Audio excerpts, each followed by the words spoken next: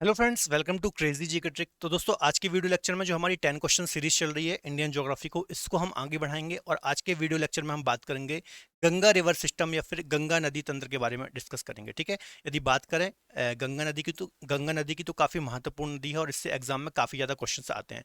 तो हम महत्वपूर्ण क्वेश्चंस को भी यहाँ पर डिस्कस करेंगे और इसके साथ जो डिटेल है अन्य, उसको भी हम यहाँ पर डिस्कस करेंगे। ठीक है। तो चलिए हम सीधे पहले क्वेश्चन की ओर चलते हैं और पहला क्वेश्चन यहाँ पर डिस्कस करते हैं। देखिए, पहला क्वेश्चन है, गंगा का ओरिजिन कहाँ से होता है या फिर गंगा का उद्गम कहाँ से होता है। ठीक है। गंगा का ओरिजिन कहाँ से होता है। तो सिंपल सा क्वेश्चन है, कई बार एग्जाम में आता है, काफी महत्वपूर्ण क्वेश्चन भी है ये। तो इसका आंसर क्या हो जाएगा? Satopanth glacier, Nanda Devi glacier, Gangotri glacier या फिर चौराबाड़ी ग्लेशियर। तो इसका आंसर हो जाएगा बच्चों, गंगोत्री ग्लेशियर से गंगा का ओरिजिन होता है। ठीक है। कहाँ से? गंगोत्री ग्लेशियर से। थोड़ा सा हम डिटेल देख लेते हैं। देखिए, वैसे तो बच्चों यदि गंगा की बात की जाए तो वास्तव में तो गंगा है जो है अपना स्वरूप धारण करती है। फिर गंगा नाम जो उसको दिया गया है वो देवप्रयाग नामक स्थान से दिया गया है। जब अलकनंदा अलकनंदा और भागीरथी नदी आपस में मिलती, ठीक है, जब अलकनंदा और भागीरथी नदी देवप्रयाग में आपस में मिलती हैं तो इसके बाद से इसका नाम गंगा दिया जाता है। लेकिन ऐसा माना जाता है कि जो ये गंगा नदी है, गंगोत्री ग्लेशियर से या फिर गंगोत्री गोमुख से भागीरथी के नाम से ओरिजिनेट होती है ना। तो ऐसा माना जाता है, इसलिए ऐसा एग्जाम में क्वेश्चन आता है कि गंगा का ओरिजिन कहाँ से होता है। तो दोनों बातें आपको याद रखनी है, कहीं से भी कैसा भी एग्जाम में क्वेश्चन आ सकता है, आपको प्रिपेयर रहना है। ठीक है। तो ये बात आपको याद रखनी है। चलिए अगला क्वेश्चन देख लेते हैं। यहाँ पर अगला क्वेश्चन है, इनमें से कौन सा प्रयाग नहीं है। ठीक है। तो यहां पर देखिए, प्रयाग क्या होता है, सबसे पहले थोड़ा सा प्रयाग के बारे में बता देता हूं। जो दो पवित्र नदियां होती हैं इनके संगम को ही क्या बोलते हैं? प्रयाग। और उत्तराखंड में ऐसे 5 प्रयाग देखने को मिलते हैं। इन्हीं 5 प्रयागों में से आपको देखना है कि कौन सा प्रयाग है। तो देवप्रयाग भी एक प्रयाग है जो कि अलकनंदा और भागीरथी के संगम पर है। रुद्रप्रयाग भी एक प्रयाग है बच्चों जो कि मंदाकिनी और अलकनंदा के संगम पर है। कर्ण प्रयाग भी एक यहाँ पर प्रयाग है जो कि आप देखेंगे कर्णगंगा और अलकनंदा के संगम पर है। महाप्रयाग कोई प्रयाग नहीं है। इसके अलावा सप्त प्रयाग भी यहाँ पर कोई प्रयाग नहीं है। तो 1, 2 और 3, सी आंसर इसका बिल्कुल सही हो जाएगा। ये 3 प्रयाग हैं। ठीक है। चलिए अब थोड़ा सा हम इसकी डिटेलिंग भी देख लेते हैं। ठीक है, कौन कौन से प्रयाग हैं। तो देखिए, उत्तराखंड में कौन कौन से 5 पवित्र प्रयाग हैं इनको भी हम यहाँ पर देख लेते हैं। सबसे पहले बच्चों, विष्णु गंगा और धौली गंगा के संगम पर विष्णु प्रयाग स्थित है। ठीक है। जहां विष्णु गंगा और धौली गंगा आपस में मिलती हैं उस जगह का नाम है विष्णु प्रयाग और यहां से ही अलकनंदा नदी बनती है। अलकनंदा नाम होता है। आगे चल करके अलकनंदा में नंदाकिनी नदी मिलती है। ठीक है। कहां पर? नंद प्रयाग नामक स्थान में। फिर अलकनंदा में आगे चल करके एक पिंडार नदी मिलती है जिसका दूसरा नाम कर्णगंगा भी है। तो ये कर्ण प्रयाग नामक स्थान में आकर के दोनों आपस में मिलती हैं। फिर आगे अलकनंदा में रुद्रप्रयाग नामक स्थान में मंदाकिनी नदी मिलती है और आगे देवप्रयाग नामक स्थान में अलकनंदा और भागीरथी मिलती हैं, जो कि सबसे पवित्र प्रयाग माना जाता है और यहां से ही गंगा नदी इसका नाम पड़ता है। ठीक है। तो ये 5 पवित्र प्रयाग हैं, विष्णु प्रयाग, नंद प्रयाग, कर्ण प्रयाग, रुद्र प्रयाग और देव प्रयाग। आपको याद रखना है, कई बार यहां से एग्जाम में क्वेश्चन आते हैं। ठीक है। चलिए अगला क्वेश्चन देख लेते हैं। अगला क्वेश्चन है, टिहरी बांध या फिर टिहरी डैम किन नदियों के संगम पर स्थित है। ठीक है। पहले आंसर देख लेते हैं, फिर मैं आपको डिटेल भी बताऊंगा इससे रिलेटेड। भागीरथी अलकनंदा, भागीरथी मंदाकिनी, अलकनंदा मंदाकिनी या फिर भागीरथी भीलांगना। तो इसका आंसर हो जाएगा भागीरथी और भीलांगना नदी के संगम पर टिहरी डैम, जो कि भारत का सबसे ऊंचा डैम है, ये स्थित है। ठीक है। थोड़ा सा डिटेलिंग देख लेते हैं। देखिए, यहाँ पर ये भागीरथी नदी है और यहाँ पर भीलांगना नदी है। तो ये दोनों जहां पर मिलती हैं तो इनके संगम पर ही टिहरी डैम स्थित है, जो कि भारत का सबसे ऊंचा डैम है। इसकी ऊंचाई कितनी है? 261 मीटर ऊंचा बच्चों ये डैम है। आपको इसकी ऊंचाई भी याद रखनी है। किस नदी के संगम पर ये स्थित है ये भी आपको याद रखना है। इसके अलावा राज्य कौन सा है? तो उत्तराखंड राज्य पर ये स्थित है। ये बात आपको याद रखनी है। ठीक है। चलिए अगला क्वेश्चन देख लेते हैं। अगले क्वेश्चन को डिस्कस करने से पहले थोड़ा सा अपडेट देना चाहूंगा। यदि आप मुझसे ज्योग्राफी पढ़ना चाहते हैं तो हमारी क्रेजी जीके ट्रिक की एप्लीकेशन पर आप मुझसे ज्योग्राफी पढ़ सकते हैं। ठीक है। बहुत ही कम प्राइस है बच्चों, यहाँ पर बहुत ही कम प्राइस में आप मुझसे ज्योग्राफी पढ़ सकते हैं। किसी भी प्रकार की क्वेरी के लिए आप हमारे व्हाट्सअप नंबर को भी डायल कर सकते हैं, यहाँ पर मैसेज भी कर सकते हैं। इसके अलावा डिफरेंट कोर्सेज भी आप अलग अलग एक्सपर्ट फैकल्टी के साथ जुड़ करके पढ़ सकते हैं। ठीक है। चाहे वो हिस्ट्री हो, ज्योग्राफी हो, पॉलिटी हो, मैथ्स हो, साइंस हो, कोई भी सब्जेक्ट आप पढ़ सकते हैं। चलिए अगला क्वेश्चन हम यहाँ पर डिस्कस कर लेते हैं।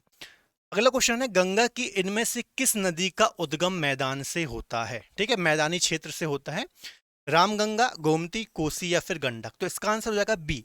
जो गोमती नदी है बच्चों, ये एकमात्र ऐसी सहायक नदी है, खासतौर पर बाई सहायक नदी एकमात्र ऐसी है जिसका ओरिजिन मैदानी क्षेत्र से होता है। बाकी जितनी भी इसकी सहायक नदियां हैं गंगा की, उनका ओरिजिन कहाँ से होता है? हिमालयी रीजन से होता है, ठीक है, हिमालय से निकलती हैं, जबकि गोमती मैदानी क्षेत्र से निकलती है।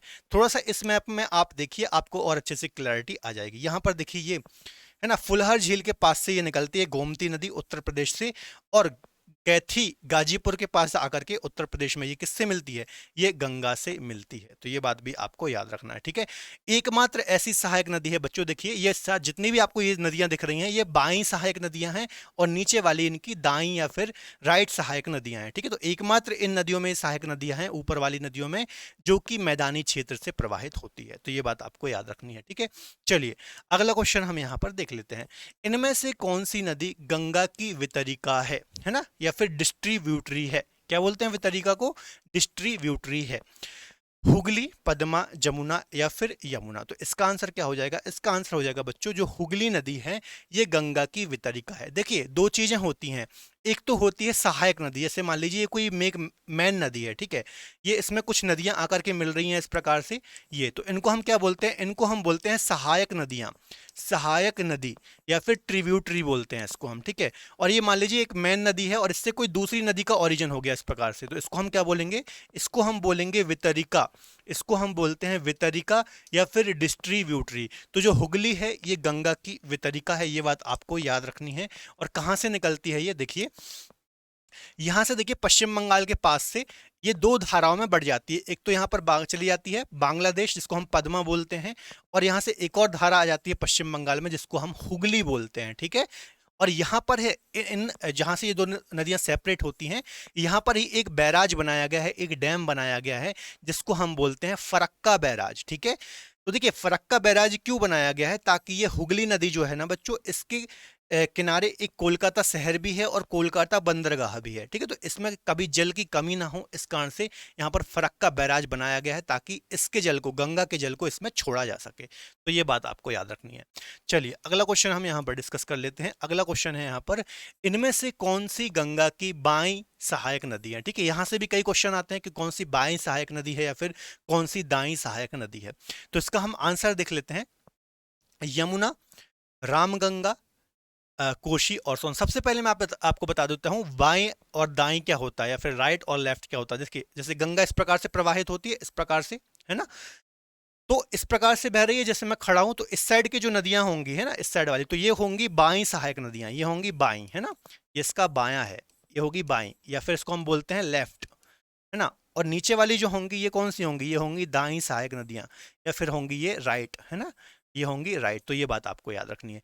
तो इसका आंसर देख लेते हैं। तो देखिए यमुना तो नहीं होगा, रामगंगा हो जाएगा, इसके अलावा कोशी भी हो जाएगा, और सोन नहीं होगा, है ना, सोन राइट से आती है।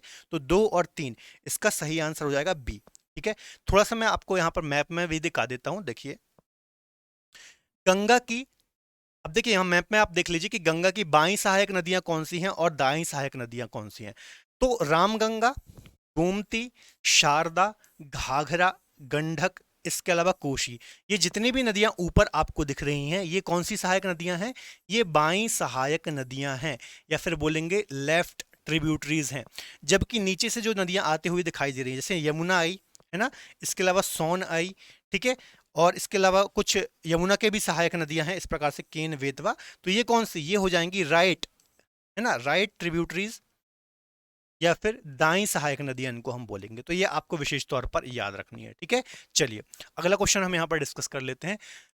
अगला क्वेश्चन है बच्चों, निम्न में से कौन यमुना की सहायक नदी है ना। डायरेक्ट यहाँ पर यमुना की बात की जा रही है। यमुना गंगा की सबसे बड़ी सहायक नदी है, आपको पता होगा।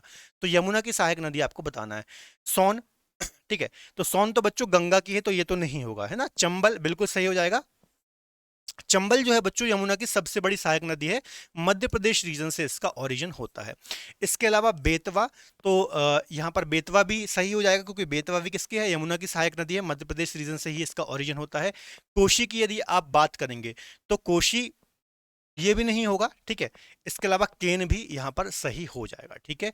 तो क्या आंसर हो जाएगा इसका? 3, 5 और 2, 2, 5, 3, ठीक है, 2, 5, 3 सी आंसर इसका बिल्कुल सही हो जाएगा। ठीक है, सोन नदी बच्चों डायरेक्ट गंगा में मिलती है और कोशी भी गंगा में डायरेक्ट जाकर के मिलती है। यहाँ पर देख लीजिए एक बार कौन कौन सी नदियां थी। यहाँ पर देखिए, जैसे यहाँ पर कोशी है, डायरेक्ट ये गंगा में आकर के मिल रही है ना। इसके अलावा सोन भी गंगा में जाकर के मिल रही है, जबकि बेतवा, चंबल और जो कैन है ये यमुना की सहायक नदियां हैं। ठीक है, और यमुना गंगा की सबसे बड़ी सहायक नदी है, और पूरे भारत की सबसे बड़ी कोई सहायक नदी है किसी नदी की, तो वो यमुना नदी भी है, आपको याद रखना है। 1375 किलोमीटर लगभग इसकी लंबाई है, और कहां से निकलती है? यमुनोत्री ग्लेशियर से इसका ओरिजिन होता है, उत्तराखंड से ही। ठीक है, चलिए अगला क्वेश्चन हम यहां पर डिस्कस कर लेते हैं। फरक्का बैराज बनाने का उद्देश्य क्या है? फरक्का बैराज अभी थोड़ी देर पहले मैंने डिस्कस कराया था, पहले इसका आंसर देख लेते हैं ना। गंगा में बाढ़ की समस्या को दूर करना, जी नहीं। हुगली नदी के जल स्तर को बनाए रखना, बिल्कुल सही आंसर हो जाएगा बी। पश्चिम बंगाल में सिंचाई, जी नहीं। झारखंड में सूखे की समस्या को दूर करना, तो बी आंसर ही इसका सही हो जाएगा। अभी मैंने आपको बच्चों थोड़ा सा इसकी डिटेल बताई थी कि जो गंगा नदी है ना, तो गंगा की एक वितरिका है हुगली। क्या है? हुगली। तो इस हुगली नदी के किनारे बच्चों जो कलकत्ता पोर्ट है, कलकत्ता पोर्ट है या फिर कलकत्ता बंदरगाह है, वो स्थित है। तो चूंकि इसमें जल स्तर की कभी कमी ना हो, क्योंकि क्या होता है बंदरगाह में बड़े बड़े शिप आते हैं, तो वहां पर जल स्तर अच्छा होना चाहिए। ठीक है, तो इसमें कभी जल स्तर की कमी ना हो, पानी की कमी ना हो, इसलिए यहाँ पर एक फरक्का बैराज बनाया गया है, एक डैम बनाया गया है, जिसमें गंगा के पानी को हुगली में छोड़ा जाता है। तो ये बात भी आपको याद रखनी है। ठीक है, अगला देख लेते हैं, इनमें से कौन सा नगर गंगा के किनारे स्थित है? काफी इंपॉर्टेंट क्वेश्चन है, कई बार यहाँ से एग्जाम में क्वेश्चन आते हैं, है ना। गंगा के किनारे स्थित शहर की बात की जा रही है, तो कानपुर तो है ही, सबसे बड़ा शहर है कानपुर। किसी गंगा के किनारे स्थित सबसे बड़ा शहर है। दिल्ली यमुना के किनारे है, तो ये नहीं होगा। हरिद्वार गंगा के किनारे है, बिल्कुल सही है। आगरा यमुना के किनारे है, ये नहीं होगा।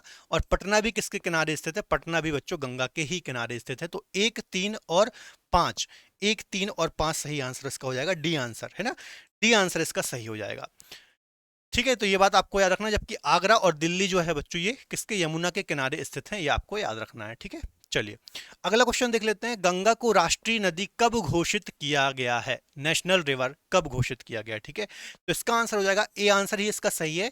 4 नवंबर 2008 को गंगा को राष्ट्रीय नदी के रूप में यहां पर घोषित किया गया है, आपको याद रखना है। काफी इंपॉर्टेंट क्वेश्चन है, कई बार यहां से क्वेश्चन आते हैं। ठीक है, इसके अलावा याद रखना कि 2017 में बच्चों उत्तराखंड हाई कोर्ट ने इसको जीवित मानव का दर्जा दिया है। जीवित मानव का दर्जा दिया है। जीवित मानव के दर्जे से मतलब क्या है? जैसे एक मनुष्य होता है जिसमें प्राण होते हैं, उसी प्रकार से गंगा को भी जीवित मानव का दर्जा दिया है। इसका मतलब आप उसको कुछ हानि नहीं पहुंचा सकते, उसमें गंदगी नहीं कर सकते। ठीक है, तो इसलिए ये आपको ये डेट भी याद रखना, 2017 में उत्तराखंड हाई कोर्ट ने इसको जीवित मानव का दर्जा दिया है। ठीक है, तो बच्चों ये महत्वपूर्ण 10 क्वेश्चन मैंने डिस्कस कराया आपको, है ना। इससे रिलेटेड कुछ आपको डिटेल भी मैंने आपको बताई है। इसके अलावा जो उत्तराखंड रीजन में गंगा प्रवाहित होती है, इसके ऊपर एक पूरा का पूरा लेक्चर है मेरा, आपको प्लेलिस्ट में मिल जाएगा, ज्योग्राफी बाई साहू सर वाली प्लेलिस्ट। ठीक है, तो फिलहाल आज के लेक्चर में इतना ही। इसके अलावा आप मुझसे ज्योग्राफी पढ़ना चाहते हैं तो हमारी क्रेजी जीके ट्रिक की एप्लीकेशन पर जुड़ करके आप मुझसे ज्योग्राफी पढ़ सकते हैं। ज्योग्राफी का फाउंडेशन बैच मेरा वहां पर लाइव है। ठीक है,